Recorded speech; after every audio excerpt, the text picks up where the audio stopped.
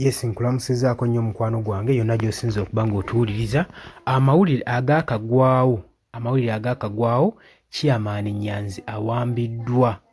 Chairman Nyanzi abadde amanyikiddwa obulungi ku kibiina kya National Unity Platform awambiddwa. Oli ku UG Updates TV k'osinza okuba ng'otuwuliriza era webale kwekumira ku mayingo gano gwe mukwano gwange ali eyampuliriza. Bw'agala otweyungako kirira wansi waliwo ekigambo subscribe kikooneko ojja kubusula bulungi n'otweyungako.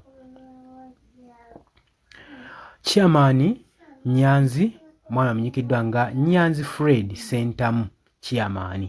Abangi gwe mumanyi nga Chairman Nyanzi naye nga ye Nyanzi Fred Sentamu. Ono nga mobilizer yakulira mobilization ku National Unity Platform. Ono y'omu ku bakulira mobilization ku kibiina kya National Unity Platform. Chairman Nyanzi awambiddwa n'abasajja abadde bakutte emigemerawala nga bali mu leeya nga tebambadde yunifoomu. Abamuvuze ne bamutwala mu drone mu kifo ekitannaba kuba nga kitegeerekeka. Joel Ssenyonyi, spokesperson w'ekibiina kya National Unity Platform, agamba nti no badde bakava mu meeting ku kitebe kyaffe wali eri e Makerere Kavule ku headquarters, era n'avuga asobole okuba nga yeeyongerayo.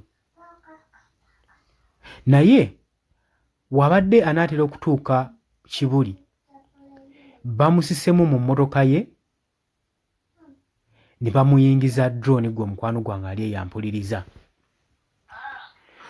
Era Joel Ssenyonyi yayongera otugamba nti legal team ekola kyonna ekisoboka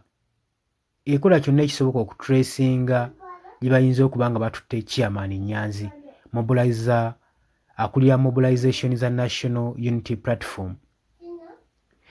Agamba nti kiteeberekeka era kitegeereka nti regime etwala eggwanga lino ssaawa zino eri ku paniki, naddala okuva ye twavuddeyo ne tustepinga okuba nga tugenda kuba nga tubanja okuliliizinga ba political prisoners bonna.